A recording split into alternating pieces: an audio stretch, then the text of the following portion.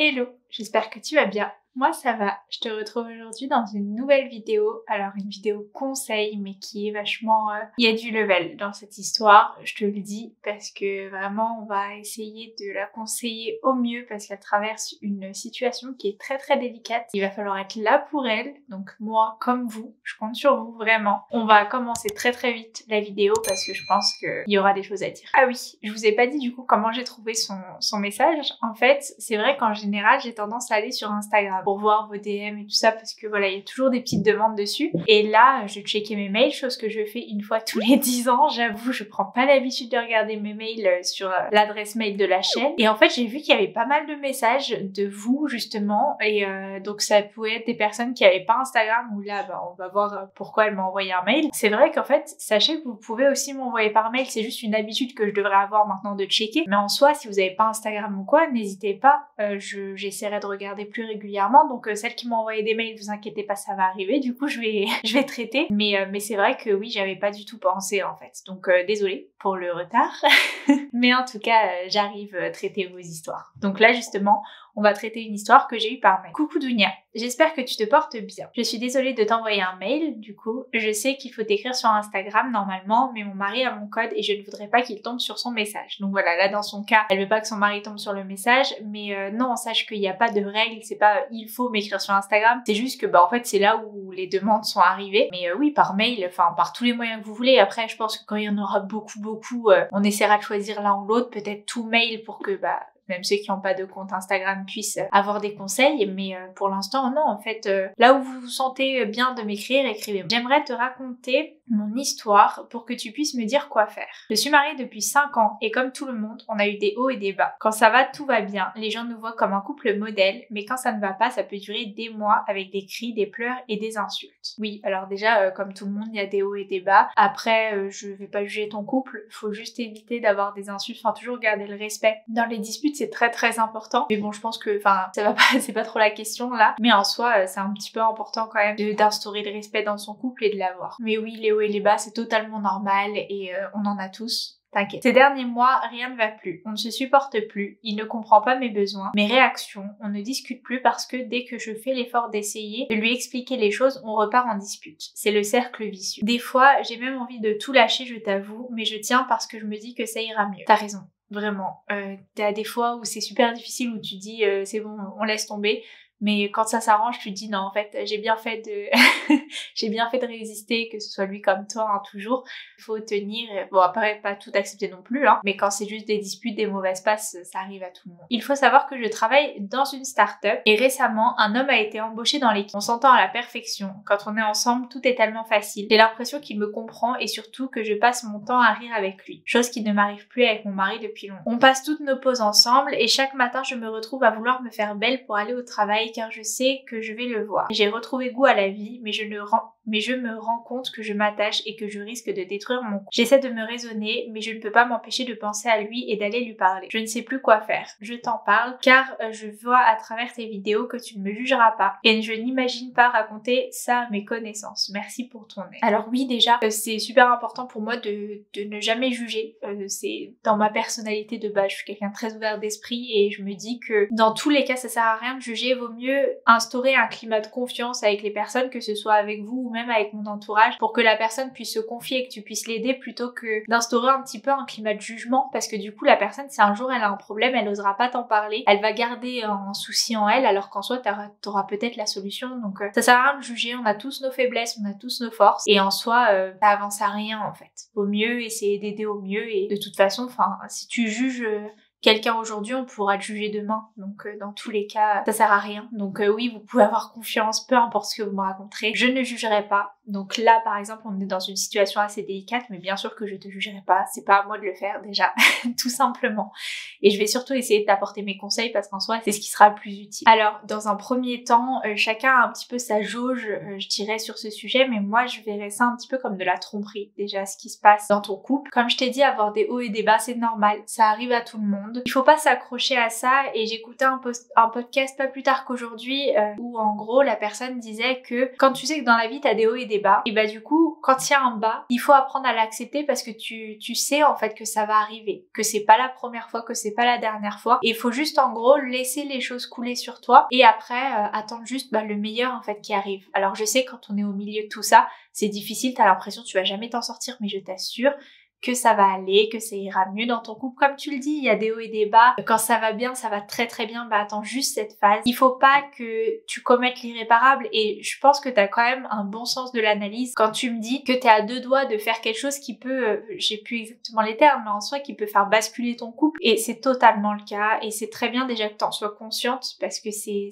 déjà une chose très très importante que d'en être consciente. Si tu m'écris, c'est que t'as la culpabilité, c'est que tu sais ce que tu fais, tu sais que c'est très dangereux. Tu joues à un jeu clairement très très dangereux au travail. J'imagine que ça peut être, amusant entre guillemets de flirter, de te dire voilà, tu te sens regardé, peut-être que ton mari ne te regarde plus forcément, tu te sens un petit peu, t'as ce petit challenge, t'as ce petit truc de la nouveauté aussi, c'est simple, tu trouves oui en cet homme-là, la nouveauté, du challenge, de l'amusement, du mystère que tu n'as plus forcément chez ton mari, parce que forcément tu le connais, parce que t'as pu être prise un peu comme acquise, comme toi tu peux peut-être le prendre pour acquis, parce que vous vous connaissez, vous avez peut-être l'impression de vous connaître par cœur, et du coup il y a plus ce truc là, mais dis-toi une chose, et vraiment je le dis dès maintenant, la chose essentielle quelque part, parce que des fois on va pas forcément jusqu'à la fin de la vidéo, et c'est important de l'avoir en tête, c'est qu'éphémère, ce que tu vis avec cette personne,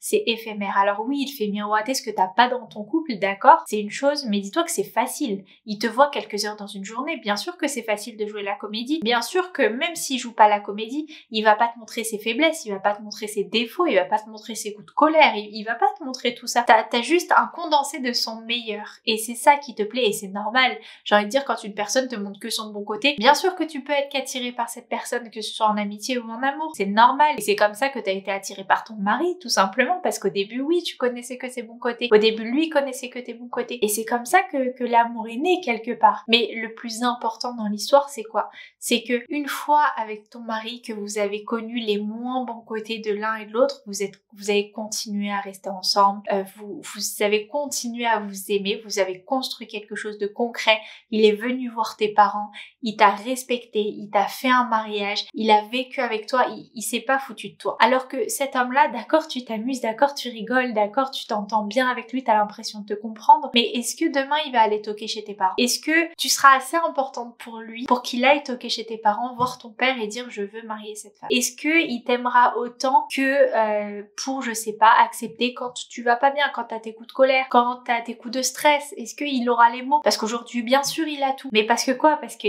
encore une fois, toi, tu lui montres le meilleur de toi. Mais est-ce qu'il acceptera le moins bon de toi? Tu sais pas. Mais ton mari, lui, par contre, tu sais qu'il l'accepte. Parce que même si, encore une fois, vous avez vos bons moments, vos mauvais, dans les mauvais, il est quand même là. Alors oui, il y a une distance qui se crée, hein. Faut pas croire que quand tu vas pas bien ou quand ça va pas bien dans ton couple, vous allez toujours rester comme ça. Non. Mais en soi, c'est un non en apparence. Parce qu'en vrai, est-ce qu'il t'a divorcé pour ça? Non. Est-ce que t'as divorcé pour ça? Non. Tu l'aimes vraiment, ton mari. Lui aussi t'aime. Et j'ai envie de dire, quand il y a des hauts et des bas, c'est qu'il y a de l'amour quand même. Si tout était plat, tu t'ennuierais, clairement. Si tout était plat, tu chercherais les embrouilles pour avoir un peu de piment dans ta vie. Voilà. Là, tu l'as. Ne donne pas ta force à quelqu'un qui ne l'a pas mérité. Alors, je dis pas que ton collègue est une mauvaise personne, pas du tout. Mais je dis juste que ton mari t'a prouvé les choses. Ton mari, il a déjà fait tout ça pour toi. Et tu connais ses intentions. Tu peux connaître les intentions de ton mari, mais tu connaîtras pas les intentions d'un inconnu comme un collègue. C'est comme un ami au final. Prends ce que t'as à apprendre en tant qu'ami, mais commence pas à aller sur un terrain glissant, parce que ça sert à rien, ça t'apportera que des problèmes dans ta vie, mais je t'assure que tu vas faire quoi? Aujourd'hui, tu vas quitter ton mari parce que t'arrives pas à communiquer avec lui, mais par contre, tu vas donner ton énergie à essayer d'apprendre à connaître un autre homme. Non, cette énergie, donne-la à la personne qui a déjà fait tout ce parcours-là pour toi que tu sais qu'il t'aime réellement. Pourquoi tu as de l'énergie pour te battre pour un homme que tu ne connais pas, mais t'as pas cette énergie pour ton mari? C'est pas normal. Et encore une fois, je t'attaque pas du tout, hein, mais j'essaie juste de te faire prendre conscience des choses. C'est que tu me dis que t'arrives à te faire belle le matin parce que tu sais que tu vas le voir. Mais pourquoi tu te fais pas belle pour ton mari? Ton mari, ça veut dire lui doit te voir en pyjama. Admettons, tu sais que ton collègue il part une semaine en vacances, ça veut dire que tu vas te délaisser, tu t'en fous, tu vas aller à l'arrache au travail. Par contre, quand il va revenir, tu vas te faire belle. Donc pendant toute cette semaine-là, ton mari il t'a vu que en pyjama parce que lui il ne mérite que ça et ton collègue il mérite de te voir en bombe. Et après tu vas t'étonner comme quoi bah oui tu reçois de l'attention de cet homme et pas de ton mari. Je dis pas que c'est que ça, mais déjà t'as quand même un reflet de l'état d'esprit. Alors comme tu m'as dit t'essaies de communiquer, ça fonctionne pas, etc. D'accord. Mais des fois tu sais faut juste laisser le temps faire. Des fois il faut juste que chacun soit un petit peu dans sa bulle. Et être marié, c'est aussi se dire que même quand ça va pas, tu peux continuer à avoir confiance en la personne que t'aimes parce que même si ça va pas, tu peux avoir les yeux fermés. Cette personne, elle ira pas voir ailleurs. Tu t'imagines comment tu te sentirais si toi, quand ton couple bat un petit peu de l'aile, vous traversez une période pas très cool, si t'apprends qu'il commence à flirter avec une fille au travail, tu le prendrais comment? Tu te dirais, ouais, moi malgré tout, même si ça va pas, je l'aime, je restais là avec lui. Et lui, il va voir ailleurs, dès qu'il y a un problème, il commence à succomber à la tentation. Tu le prendrais mal, tu serais triste, tu serais très touché. Mets-toi à sa place. Même si là, à l'heure actuelle, peut-être que ouais, vous vous entendez pas, t'as pas forcément envie d'avoir de l'empathie envers lui, je sais pas. Mais tu peux en avoir, c'est ton mari. Il t'aime, vraiment. Et il mérite pas ça, je pense. En tout cas, moi je le juge en tant que ton mari. Je me dis que si t'es marié avec lui, c'est que c'est quelqu'un de bien. Donc ne fais pas ça. Ne va pas plus loin. Et si t'as besoin de mes conseils, tu me dis que ouais, t'as conscience que tu joues à un jeu dangereux mais que t'y peux rien. Moi je vais te donner mes conseils pour justement couper tout ça. Déjà, première règle, tu vas couper. Tu vas pas essayer de rester ami ou je ne sais quoi, on s'en fiche parce que tu vas déraper. Même si tu restes ami, ça va déraper à un moment donné et ça sert à rien. C'est simple, vous vous voyez pendant les pauses, tu fais plus de pause, tu travailles. S'il vient te chercher, ouais, pause, etc. Non, j'ai du travail, je peux pas. Tes pauses, tu veux en prendre une pour souffler, appelle ton mari, discute avec lui. Appelle une copine pendant ta pause. Comme ça, s'il voit que t'es dehors, tu bois un café, il va voir que t'es au téléphone, il va pas te déranger. S'il vient te parler, désolé, je suis au téléphone. Prends tes distances parce que tu t'arriveras pas en fait à prendre des distances si tu continues de lui parler parce que forcément le feeling, parce que forcément l'attirance ou je ne sais quoi. Tu m'as pas dit qu'il était beau mais bon ça se voit que t'es attiré par lui. Tu coupes tout contact. T'arrêtes de vouloir te faire belle pour lui. Tant que tu te dis le matin qu'est-ce que je vais mettre, je sais pas, qu'est-ce qui pourrait lui plaire? Non.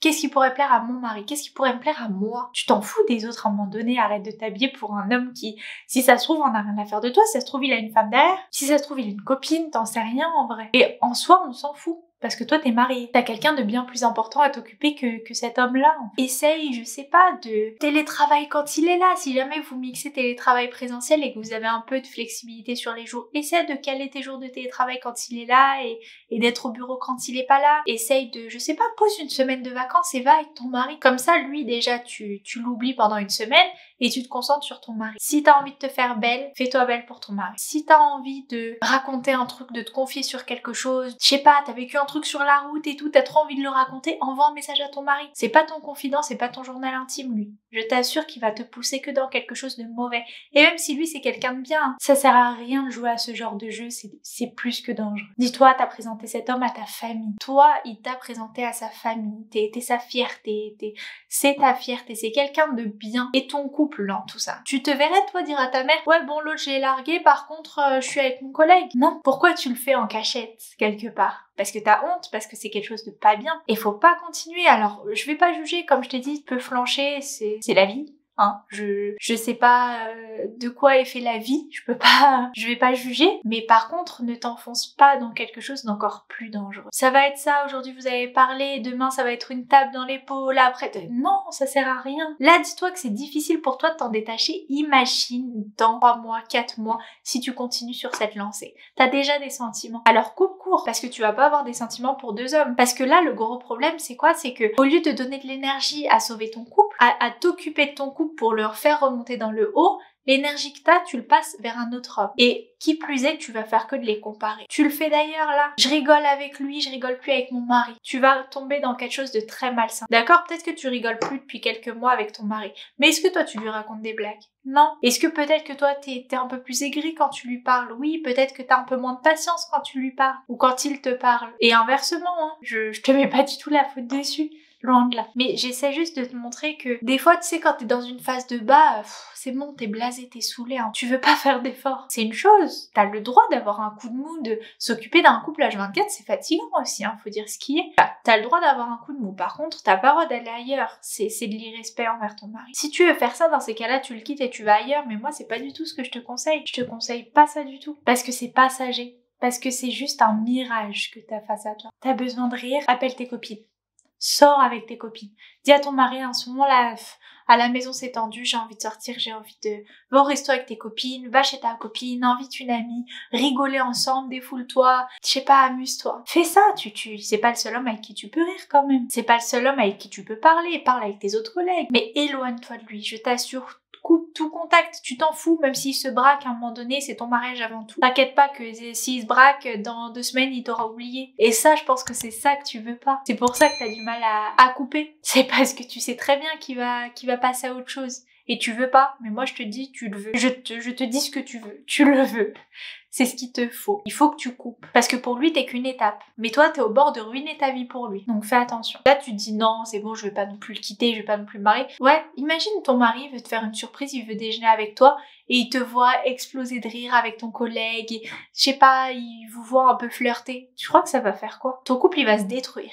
Même s'ils auront pas sur le moment, même si je ne sais pas, lui ça va casser quelque chose dans sa tête. Ça va briser quelque chose. Et ça va briser quelque chose dans votre couple. Et que vous allez vous traîner pendant des années, à la fin ça va mener à rien de concret. Là c'est très très bien, tu m'as envoyé ton mail maintenant. Et c'est parfait. Tu te rends compte qu'il y a quelque chose qu'il faut changer. Et t'as bien fait, vraiment. Prends les choses en main tant qu'il est encore temps. Oui, c'est une déviation qu'il fallait pas que tu prennes. Tu t'es trompé de route, t'as pas suivi Waze, c'est pas grave, reprends et refile droit. Je te le conseille en tout cas vraiment. Mais en tout cas, c'est très très bien que tu m'aies envoyé ce mail encore une fois. J'espère que ça va t'aider, j'espère que ça va te faire prendre conscience, j'espère que tu vas trouver des petits conseils qui vont t'aider. Et puis, je te donne ma force, je t'envoie toute ma force. Et puis je te fais de très très gros bisous, n'hésite pas à revenir vers moi. Voilà, c'est tout pour le moment. En tout cas, j'espère que cette vidéo t'a plu, cette vidéo vous a plu. Et moi, je vous fais de très très gros bisous et je vous retrouve très vite dans une nouvelle vidéo. Ciao!